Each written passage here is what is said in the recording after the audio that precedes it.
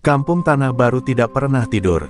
Deru motor tua, teriakan anak kecil bermain, dan aroma gorengan dari sudut gang selalu menjadi penanda hidupnya lingkungan itu. Namun di antara kesibukan dan keruwetan kampung, pagi itu ada pemandangan tak biasa. Sebuah warung sembako baru berdiri di pojok jalan, mengambil alih kios kosong yang selama ini terbengkalai karena tak ada yang berani menyewa. Tempat itu dulunya dikuasai preman pasar.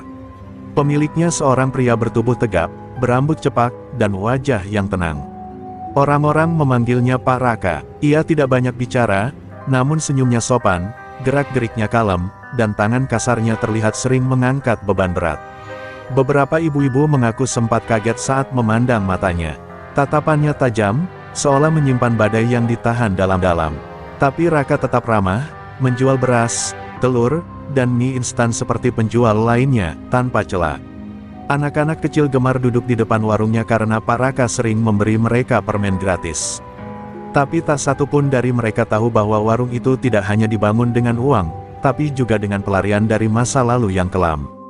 Raka bukan orang biasa. Ia datang ke kampung itu bukan untuk mencari rezeki semata, tapi untuk melupakan, untuk diam. Untuk tidak lagi menyakiti siapapun, termasuk dirinya sendiri. Warga mulai membicarakan sosok itu. Orangnya baik, tapi auranya beda, bisik burung, penjual lontong sayur. Kayak orang militer, atau mantan napi, sahut Pak Gondo yang sering nongkrong di pos ronda. Tapi tak ada satupun dari mereka yang berani bertanya langsung. Semua hanya menebak-nebak, sementara Raka tetap menjalankan warungnya dengan tenang. Namun, keheningan itu tidak berlangsung lama. Di balik pasar kampung, seorang preman bernama Ucup Serigala mencium kabar bahwa ada pendatang baru yang membuka usaha tanpa izin darinya. Di daerah kekuasaannya, tidak ada yang boleh berdagang tanpa setor. Ucup adalah raja kecil di sana, bertubuh gempal, penuh tato, dan selalu bawa celurit kecil di pinggang sebagai peringatan bagi siapapun yang membangkang.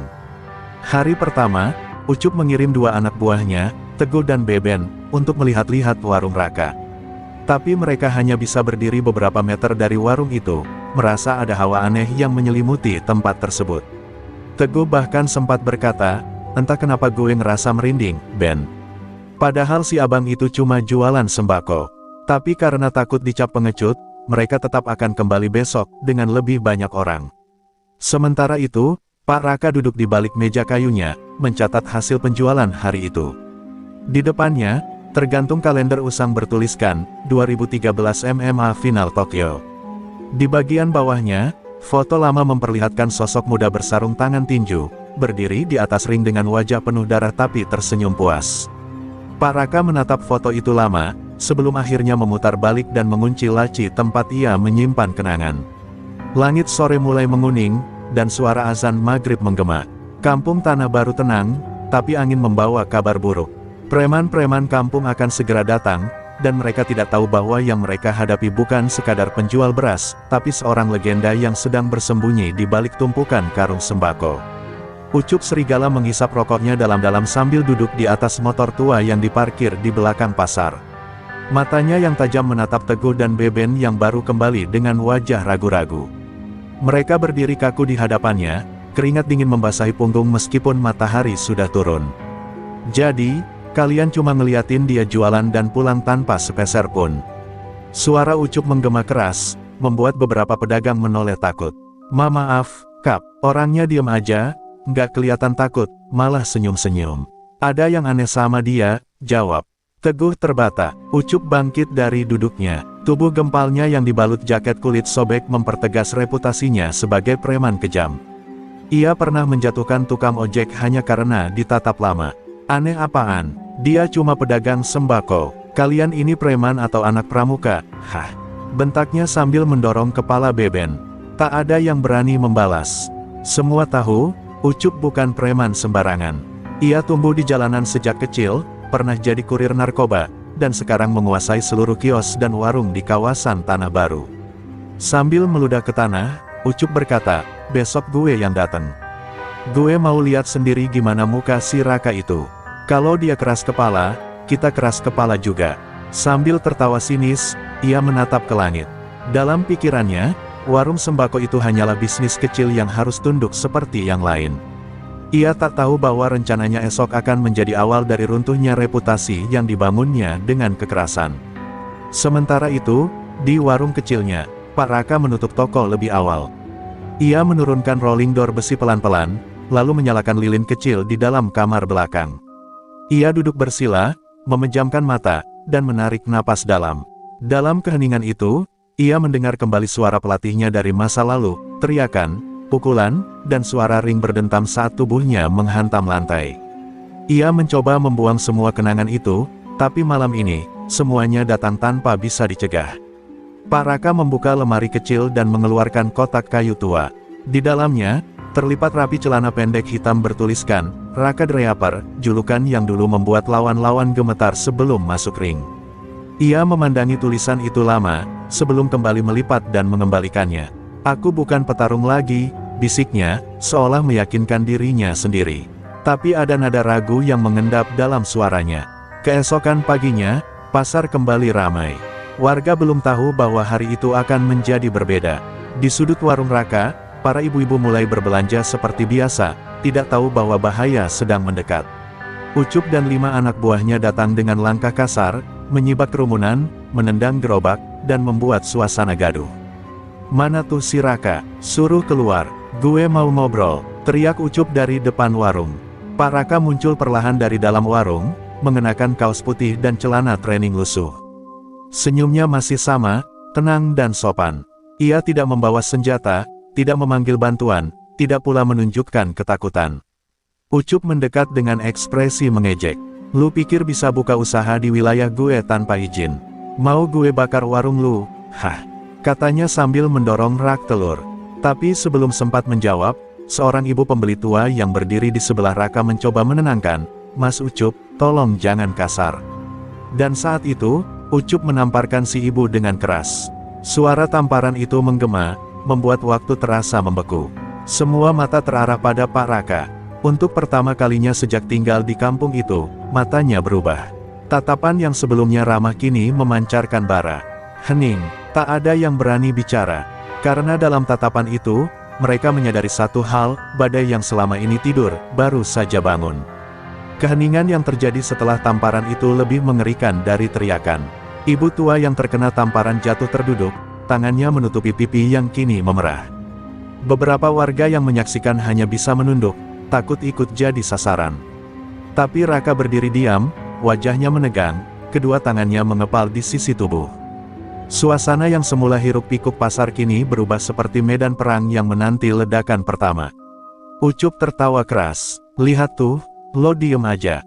Gitu doang nyalinya, katanya, menendang tumpukan karung beras di depan warung Raka. Tapi tawanya tak berlangsung lama. Dalam sekejap, Raka melangkah maju, 1 langkah, 2 langkah, lalu tanpa peringatan, ia menangkap pergelangan tangan Ucup dan memelintirnya ke belakang. Ucup menjerit, tangan itu seperti dijepit oleh mesin baja. Anak buahnya terbelalak tak percaya. Dengan gerakan cepat dan terlatih, Raka menjatuhkan Ucup ke tanah. Tak ada teriakan, tak ada emosi, semuanya dilakukan dengan ketenangan mematikan, seperti seorang algojo yang sudah biasa mengeksekusi hukuman. Beben dan Teguh yang melihat kejadian itu maju menyerang, tapi belum sempat menyentuh Raka, satu tendangan melayang menghantam perut Beben hingga terjungkal ke tumpukan sayur. Teguh menyusul, dipelintir tangannya dan dibanting ke tanah hingga tergeletak mengerang. Warga yang menonton terpaku dalam diam. Mereka menyaksikan sesuatu yang selama ini hanya mereka lihat di film aksi, tapi kali ini nyata, di depan mata mereka. Si penjual sembako ternyata bukan orang sembarangan. Astagfirullah, dia bukan orang biasa, bisik burung yang menyaksikan dari balik rak buah. Beberapa pemuda yang biasa sok jago pun tak bisa berkata apa-apa. Mereka semua menyaksikan bagaimana Ucup Serigala, preman paling ditakuti di kampung itu, terkapar di tanah seperti anak ayam basah. Raka berdiri tegak, nafasnya teratur. Ia menatap Ucup yang kini hanya bisa mengerang sambil memegangi bahunya. Saya bukan cari masalah, katanya dengan suara dalam dan tenang. Tapi kalau ada yang menyakiti warga saya, apalagi perempuan, saya tidak akan diam. Kalimat itu menggema seperti petir. Ia lalu berjalan menghampiri ibu tua yang ditampar, membantunya berdiri, dan berkata lembut, "Maaf, Bu, saya terlambat." Setelah kejadian itu, pasar menjadi sepi selama beberapa menit, lalu perlahan ramai kembali, tapi tidak ada lagi yang berani mengganggu warung Raka. Ucup dan anak buahnya diseret pergi oleh teman-teman mereka, dalam keadaan babak belur. Hari itu menjadi hari di mana seluruh kampung Tanah Baru mengubah cara pandang mereka terhadap Pak Raka. Ia bukan sekadar penjual beras, ia adalah pelindung baru kampung. Namun, di malam yang sama, saat pasar sudah sunyi dan lampu warung dimatikan, Raka duduk sendiri di kursi kayu. Tangan kanannya gemetar, bukan karena takut, tapi karena ia tahu satu hal, begitu ia kembali menggunakan tangannya untuk bertarung, masa lalunya akan mulai mengejarnya. Dan ia sangat tahu, dunia yang dulu ia tinggalkan tidak akan membiarkannya pergi dengan mudah. Malam itu angin bertiup lebih dingin dari biasanya. Di balik sunyinya warung yang telah tertutup, Pak Raka berdiri di depan cermin kecil yang tergantung di dinding belakang. Ia memandangi pantulan wajahnya dengan sorot mata dalam. Garis-garis luka lama di kening dan pelipisnya kembali terlihat, seolah ingatan masa lalu menyeruak dari balik tubuhnya yang selama ini tersembunyi dalam kesederhanaan. Peristiwa tadi siang mengguncang ketenangannya, bukan karena lawan yang ia hadapi, tapi karena dirinya sendiri, karena Reaper telah terbangun. Di kejauhan, sebuah mobil hitam berhenti di ujung jalan pasar. Dari dalamnya, seorang pria mengenakan kemeja hitam turun dengan langkah angkuh. Wajahnya tirus, namun tajam seperti belati. Namanya Bram, seorang promotor pertarungan jalanan ilegal yang dulu sangat mengenal Raka. Ia adalah orang yang dulu menjadikan Raka the Reaper legenda bawah tanah. Kini, kabar soal insiden di pasar membuatnya datang kembali, mencium peluang bahwa sang petarung telah kembali ke permukaan. Bram berdiri menghadap pasar, tangannya dimasukkan ke saku. Senyum sinis mengembang di bibirnya. "Jadi lu masih hidup, Kak," gumamnya lirih. Ia lalu menelepon seseorang dan berkata, "Sebarkan kabar ke lingkaran lama. Bilang, Reaper aktif lagi.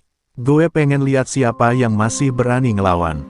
Suaranya penuh gairah, bukan karena ingin reuni, tapi karena ingin menaklukkan legenda yang pernah kabur dari genggamannya. Sementara itu, di dalam warung, Raka mulai menyadari bahwa ketenangan yang ia perjuangkan selama 5 tahun terakhir mungkin akan sirna. Ia duduk sambil menatap foto kecil mendiang istrinya yang sudah lama berpulang. "Aku janji udah berhenti, Yan," bisiknya lirih. Tapi mereka datang lagi. Mereka nggak pernah puas. Matanya berkaca-kaca. Ia bukan takut pada siapapun, tapi ia takut kehilangan dirinya lagi, terhisap dalam dunia yang dulu membuatnya kejam, dingin, dan jauh dari belas kasih. Keesokan paginya, pasar mulai bergema dengan cerita tentang aksi Raka. Para ibu mulai membicarakannya dengan bangga, pemuda-pemuda mulai melihatnya sebagai tokoh panutan. Namun dari balik pujian itu, Raka merasa makin terasing. Ia tak ingin dipuja sebagai petarung, karena itu berarti ia gagal jadi manusia biasa. Tapi kata-kata warga semakin mempertegas bahwa wajahnya kini berubah, bukan lagi hanya pedagang sembako, tapi simbol perlawanan. Dan berita tentang kekalahannya Ucup Serigala menyebar cepat ke kalangan gelap Jakarta. Di markas-markas judi gelap dan arena bawah tanah, nama Reaper mulai disebut lagi dengan nada hormat dan waspada. Bahkan beberapa petarung bayaran dari luar kota mulai berdatangan, penasaran apakah legenda itu masih bisa dihancurkan. Dunia lama yang selama ini diam, kini sedang menggeliat, menyambut bangkitnya sosok yang pernah mengguncang mereka semua. Di tengah gemuruh itu, Ucup yang masih meringkuk di rumah kontrakannya tak bisa tidur. Bahu kirinya masih nyeri dan pikirannya terus terbayang-bayang akan satu tatapan Raka yang dingin dan tajam. "Bukan orang biasa, dia bukan orang biasa," gumamnya berulang kali. Ketakutan menyelimuti dirinya. Ia tahu, tak mungkin melawan sendiri. Maka malam itu juga, ia menghubungi seseorang yang lebih bengis, seseorang yang tak kenal ampun. Dan malam itu, seseorang mengangkat telepon. Suaranya berat dan dingin. "Kau bilang, Reaper," katanya. Hening beberapa detik, lalu terdengar tawa kecil. "Menarik, aku akan datang." Dengan begitu, cerita ini tak lagi sekadar tentang warung sembako. Ini akan menjadi medan pertarungan antara masa lalu dan masa kini. Dan darah, mungkin akan kembali mengalir di Tanah Baru. Pagi itu Tanah Baru tampak tenang, seolah tak pernah terjadi kekacauan. Burung-burung berkicau di langit, dan aroma sayur segar mulai memenuhi udara dari pasar kecil di ujung jalan. Tapi ketenangan itu hanyalah ilusi. Di dalam dada Raka, badai sedang berkecamuk. Ia duduk di kursi kayunya, menggenggam cangkir kopi yang tak disentuh sejak diseduh. Pikirannya melayang pada satu nama yang muncul lagi dalam mimpinya tadi malam, Rangga Hitam. Petarung paling kejam yang pernah ia hadapi di ring gelap, dan satu-satunya yang pernah membuat Raka berdarah hampir sampai mati. Tiba-tiba suara mesin motor menderu keras dari kejauhan. 3 motor gede berhenti tepat di depan warungnya. Para pengendara turun, tubuh mereka besar, bertato dari leher sampai lengan, dan satu di antaranya mengenakan jaket kulit bertuliskan, Rangga CREW. Warga yang melihat langsung berlarian masuk ke rumah. Suasana mendadak mencekam. Ketiga pria itu berdiri di depan warung Raka tanpa berkata sepatah kata pun. Salah satu dari mereka mengeluarkan surat kecil, lalu meletakkannya di atas meja warung. Dengan hati-hati, Raka membuka lipatan surat itu. Tulisan tangan kasar dan penuh tekanan menyapa matanya. Untuk Reaper, aku dengar kau bangkit. Malam minggu, gudang lama dekat rel kereta. Kita selesaikan yang belum selesai, Rangga Hitam. Tangannya mengepal, nafasnya memburu. Surat itu bukan sekadar undangan pertarungan, itu adalah tantangan untuk kembali ke neraka yang dulu ia tinggalkan. Di saat yang sama, Ucup masih dalam perawatan di rumahnya, namun wajahnya kini tampak penuh kepuasan. Ia tahu siapa yang ia panggil, dan ia tahu betul Rangga bukan tipe petarung yang mengenal belas kasihan. Biar lo ngerasain juga, Kak, lo pikir lo bisa jadi pahlawan kampung. Rangga bakal bikin lo merangkak. Desis Ucup sambil tertawa pelan meski menahan sakit. Ia tak peduli kalau kampung ini jadi medan perang. Yang penting, egonya terbalas. Raka berdiri dari tempat duduknya, membawa surat itu ke dalam. Ia membuka lemari tua yang selama ini terkunci rapat. Di dalamnya tergantung celana tempur hitam dan sepasang sarung tangan Usang, penuh noda darah masa lalu. Ia menyentuhnya perlahan. Aku tidak ingin kembali, bisiknya lirih. Tapi kalau orang-orang tak bersalah akan terluka, aku tak punya pilihan. Dalam hati, ia tahu malam minggu nanti bukan sekadar pertarungan, itu adalah penghakiman. Malam harinya, Raka mengunjungi masjid kecil di ujung gang. Ia duduk sendiri di pojok, berdoa dalam diam. Beberapa warga yang melihatnya hanya bisa bertanya-tanya. Seorang pemuda berani-beraninya mendekat dan bertanya, "Pak, benar kata orang, Bapak itu dulunya petarung."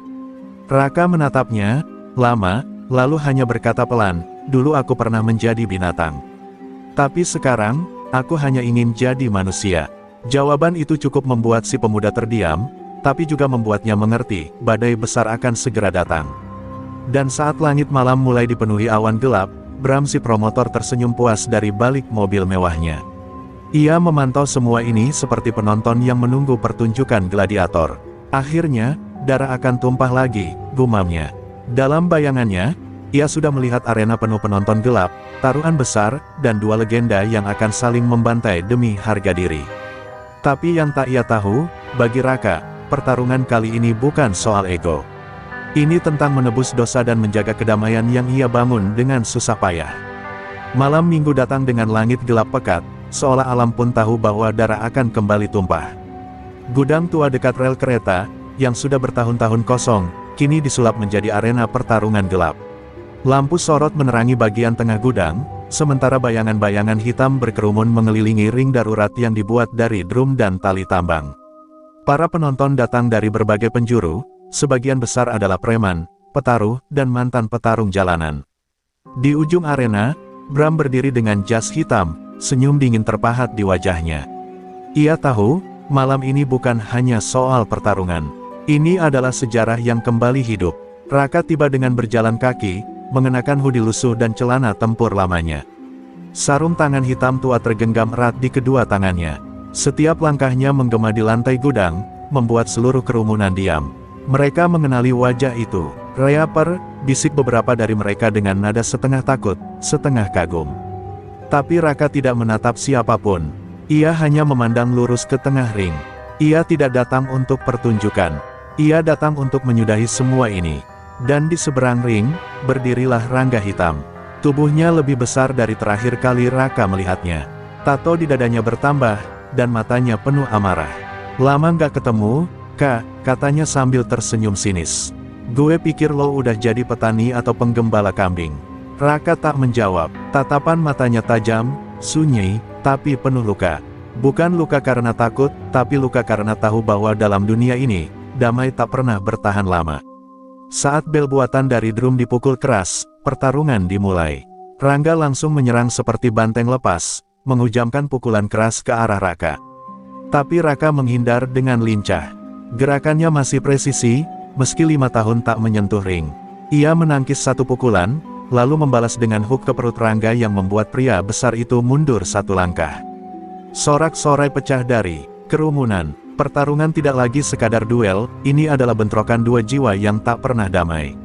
Rangga murka, ia menyerang dengan tendangan lutut ke dada, lalu menghantam pelipis Raka. Darah mengalir dari kening Raka, membuat sorak penonton semakin liar. Tapi Raka tetap berdiri. Dengan napas berat, ia melangkah maju. Dan dalam satu momen, ia ingat wajah almarhum istrinya, yang dulu menangis memohon agar ia berhenti. Maka ia menutup mata sejenak, lalu membuka kembali dengan satu niat, mengakhiri ini tanpa membiarkan binatang itu bangkit dalam dirinya. Dengan gerakan cepat, Raka mengunci leher Rangga dari belakang, lalu menjatuhkannya ke tanah. Suasana mendadak sunyi. Rangga berusaha bangkit, tapi Raka menghantam rusuk kirinya dengan siku. Rangga meraung. Sekali lagi, Raka berdiri di atas musuhnya. Tapi ia tak melanjutkan. Ia menatap Rangga yang terkapar, lalu berbalik dan berkata lantang ke arah Bram dan kerumunan, "Ini bukan dunia gue lagi. Lo semua bisa terus saling bunuh, tapi gue udah selesai." Ucapannya menggema, lebih keras dari suara apapun malam itu. Bram tampak kecewa. Ia melirik orang-orang di sekeliling, lalu memberi isyarat kepada 2 anak buahnya. Mereka mulai maju dengan senjata tumpul, hendak menyerang Raka dari belakang. Tapi sebelum mereka sempat menyentuhnya, suara sirine polisi meraung di kejauhan. Seseorang, entah siapa, telah membocorkan lokasi arena ini. Penonton bubar panik. Rangga masih tergeletak, sementara Raka berdiri diam, mengangkat kedua tangan ke udara. "Lebih baik gue di penjara, daripada gue kembali jadi monster," bisiknya pelan saat polisi datang menggiringnya. Dan malam itu, bukan hanya gudang tua yang porak-poranda, tapi juga masa lalu yang akhirnya benar-benar dibakar habis oleh seorang petarung yang memilih menjadi manusia.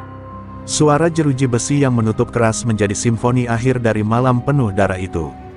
Raka duduk bersandar di sudut sel tahanan, tubuhnya lebam-lebam namun sorot matanya tetap tajam.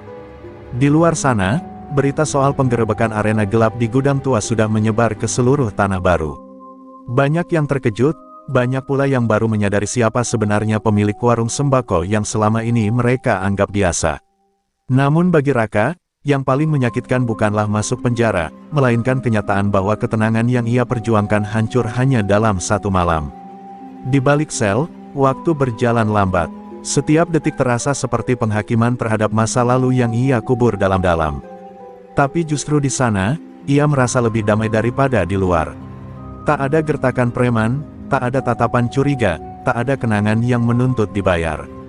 Hingga suatu hari, seorang lelaki tua datang menjenguk. Wajahnya keriput, tapi sorot matanya tajam dan penuh belas kasih.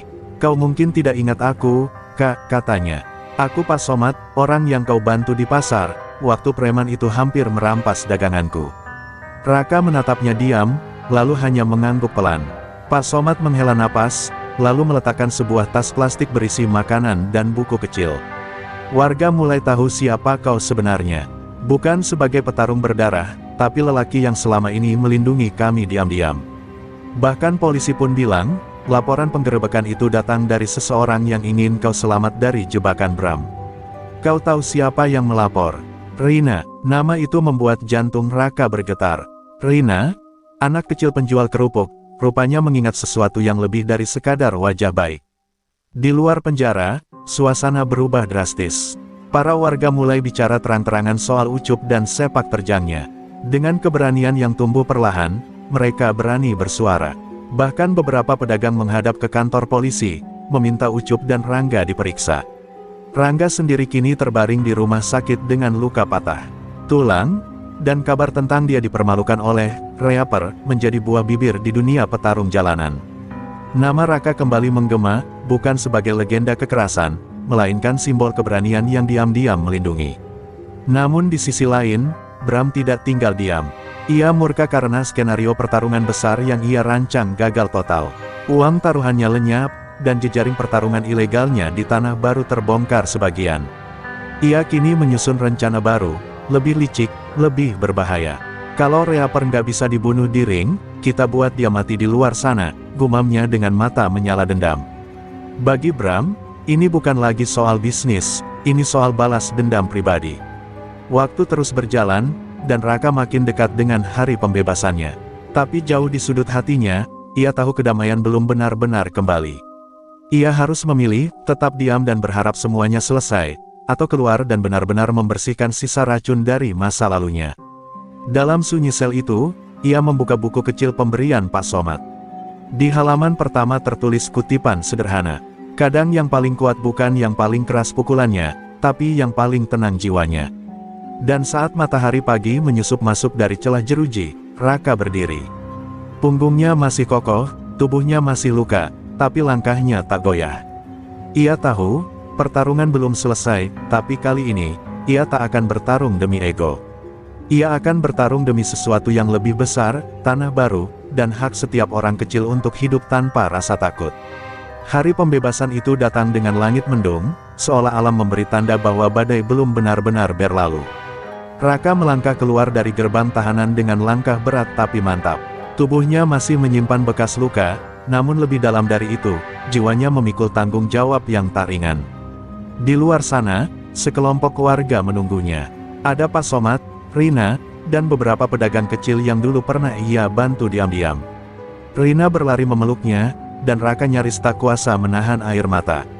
Untuk pertama kalinya sejak lama, ia merasa seperti manusia.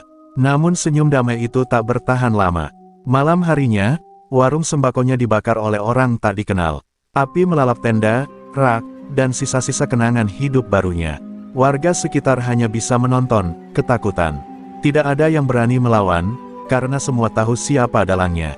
Bram telah mengirim pesan. Ini bukan peringatan biasa, ini deklarasi perang.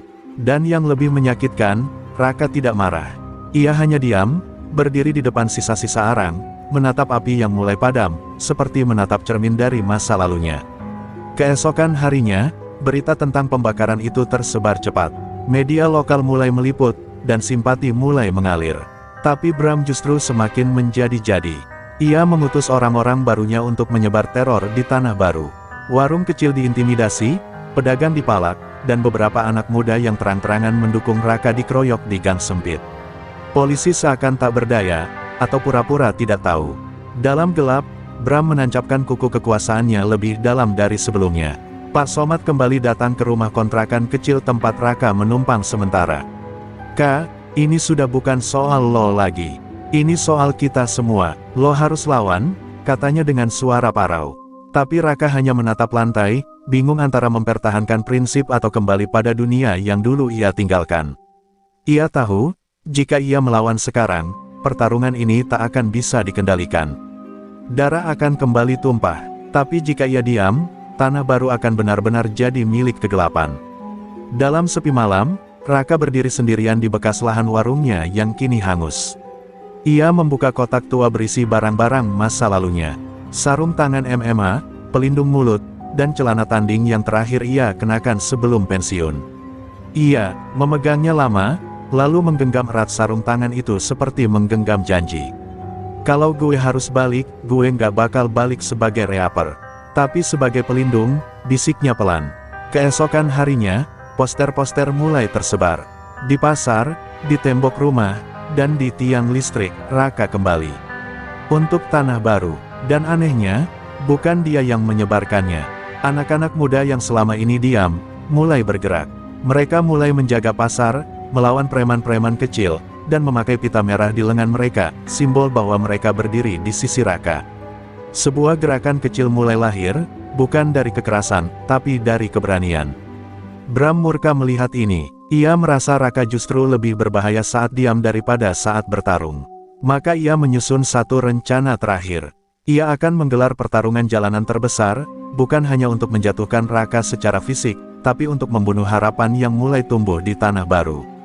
Kalau dia menang, orang-orang akan bangkit. Tapi kalau dia kalah, semua kembali tunduk, ucap Bram sambil menatap foto Raka yang diremasnya sampai hancur. Dan di malam yang sunyi itu, Raka berdiri di depan kaca kecil, menatap bayangannya sendiri. Kali ini, bukan gue yang butuh pertarungan, tapi tanah baru. Dan kalau mereka butuh gue kembali kering, maka gue akan masuk. Bukan untuk menang, tapi untuk membuat mereka berdiri. Desas-desus tentang pertarungan antara Raka dan Bram menyebar seperti kobaran api yang disiram bensin. Warga Tanah Baru, yang selama ini hanya menjadi penonton dalam panggung kekerasan para preman, mulai menaruh harapan. Raka, sang mantan petarung MMA yang kini bangkit dari debu, akan menghadapi sosok yang selama ini menghantui malam-malam mereka. Pasar menjadi sunyi, bukan karena takut, tapi karena semua menanti hari itu. Bahkan pedagang yang biasa riuh berdagang mulai menyimpan sebagian penghasilan mereka, membantu Raka secara diam-diam. Ini bukan lagi tentang otot, ini tentang harga diri. Di sebuah gudang tua yang disulap menjadi arena ilegal, Bram mempersiapkan diri. Ia tidak ingin sekadar menang, ia ingin menghancurkan. Ia menyewa 2 pelatih gelap dari luar kota untuk mengasah kemampuan bela dirinya. Sambil membakar cerutu, ia menatap ring dengan senyum bengis. Raka akan tahu, dunia ini bukan untuk orang baik. Dunia ini milik mereka yang siap mencabik sebelum dicabik, katanya dingin. Di sisi lain, para preman kecilnya menyebarkan ancaman, siapapun yang mendukung Raka akan mendapat balasan. Raka tidak gentar, bersama beberapa anak muda dan Pak Somad, ia mulai melatih diri kembali. Tubuhnya memang tak seprima dulu, tapi matanya menyala lebih tajam. Di halaman belakang kontrakan, ia berlatih dalam diam, meninju udara dengan napas berat tapi penuh tekad. Rina menemaninya tiap malam, menyeka keringatnya, menyemangatinya seperti pelatih sejati. Kau bukan sekadar petarung, Kak. Kau cahaya di tengah kota yang lama gelap, katanya, menatap Raka yang hanya menjawab dengan anggukan singkat. 3 malam sebelum pertarungan, ancaman nyata datang. Rumah Pak Somad dilempari batu. Sebuah pesan tertulis di tembok, jika Raka naik ring, kalian semua akan turun ke liang. Ketakutan sempat menghantui warga, tapi anehnya, justru malam itu beberapa warga berkumpul di depan kontrakan Raka.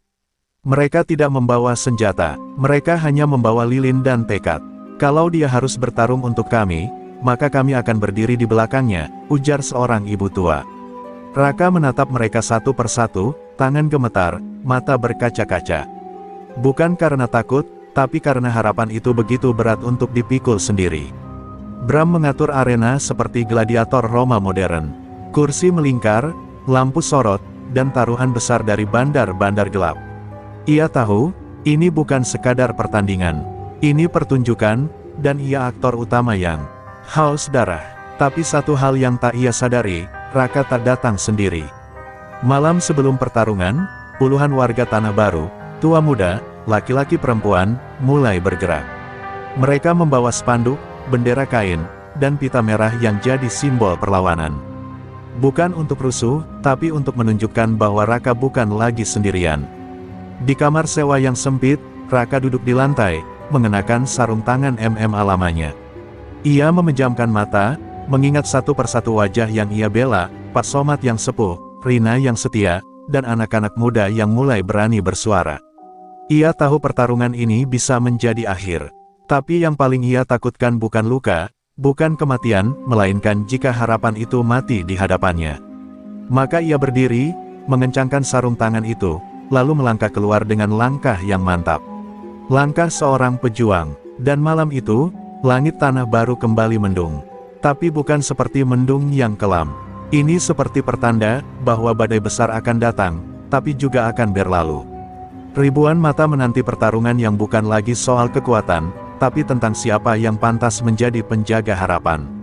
Malam itu, arena gelap dipenuhi oleh sorakan dan bisik-bisik penuh ketegangan. Lampu sorot yang menyilaukan menyoroti ring sederhana yang menjadi saksi pertarungan hidup dan mati. Bram muncul pertama, disambut oleh teriakan pengikut setianya yang membentangkan spanduk berisi ancaman.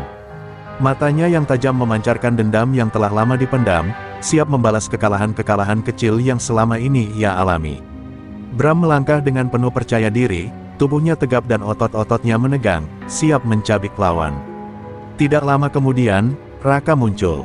Hening sejenak menggantikan riuh, saat ribuan mata tertuju pada sosoknya yang telah berubah. Wajahnya tak seperti petarung MMA profesional yang dulu dikenal, tapi matanya menyala penuh semangat yang tak bisa dipadamkan. Ia mengenakan sarung tangan yang lusuh, lambang masa lalunya yang penuh perjuangan. Meski tubuhnya tak lagi prima, aura seorang pejuang sejati mengelilinginya seperti tameng tak terlihat. Ia melangkah ke ring bukan untuk menang semata, tapi untuk membuktikan bahwa harapan masih ada. Lonceng pertarungan berbunyi, dan Bram langsung menyerang dengan ganas. Pukulan demi pukulan meluncur seperti badai, memaksa Raka bertahan dengan segala kemampuan yang tersisa. Namun, Raka bukan petarung biasa. Ia menghindar, menangkis, dan membalas dengan gerakan-gerakan yang pernah dipelajarinya di MMA. Setiap kali Bram mencoba memukul dengan brutal, Raka membalas dengan ketepatan dan ketenangan, memperlihatkan bahwa pengalamannya lebih dari sekadar otot besar. Kerumunan bersorak dan berteriak, suasana menjadi semakin panas. Bram semakin frustasi karena pukulan-pukulannya tak bisa menembus pertahanan Raka yang kokoh. Ia mulai menggunakan taktik kotor, mencoba menjatuhkan Raka dengan tendangan bawah pinggul dan pukulan ke arah lutut. Namun Raka tetap berdiri, menahan rasa sakit yang berusaha merusak fokusnya. Rina dan warga Tanah Baru yang berada di tribun menyaksikan dengan napas tertahan, berharap keajaiban terjadi malam ini. Dalam momen yang hampir putus asa, Raka mengingat masa lalunya, semua latihan keras, pengorbanan, dan doa-doa yang dipanjatkan. Ia menemukan kekuatan baru dari dalam dirinya. Dengan gerakan yang tiba-tiba dan cepat, ia melepaskan serangan balik yang mematikan. Sebuah pukulan keras ke dagu Bram membuat lawannya terhuyung, dan dengan teknik bantingan yang sempurna, Raka menjatuhkan Bram ke lantai ring. Kerumunan pecah dalam sorak-sorai. Bram berusaha bangkit, tapi rasa sakit dan kelelahan menguasai tubuhnya. Ia tahu ini bukan malamnya. Dengan napas terengah-engah, Bram akhirnya jatuh terkulai di ring, mengakui kekalahan yang memalukan. Raka berdiri di tengah ring. Keringat dan darah bercampur, tapi wajahnya berseri-seri. Ia bukan hanya menang sebagai petarung, tapi juga sebagai simbol harapan dan perubahan. Setelah pertandingan, Raka turun dari ring dan disambut dengan pelukan dan sorak-sorai dari warga Tanah Baru. Mereka tahu pertarungan ini bukan sekadar tentang dua pria, tapi tentang masa depan mereka semua. Bram, yang kalah dan hancur, diseret pergi oleh anak buahnya, wajahnya penuh amarah dan kekalahan yang pahit. Namun bagi Raka, ini adalah awal dari era baru, era di mana kegelapan dan ketakutan mulai tersingkir, dan cahaya keberanian mulai menyinari Tanah Baru. Di malam yang penuh kemenangan itu, Raka berdiri di tengah keramaian, menatap langit yang mulai cerah. Dengan suara yang tenang namun penuh keyakinan, ia berkata, "Kita tidak perlu bertarung untuk menjadi pemenang.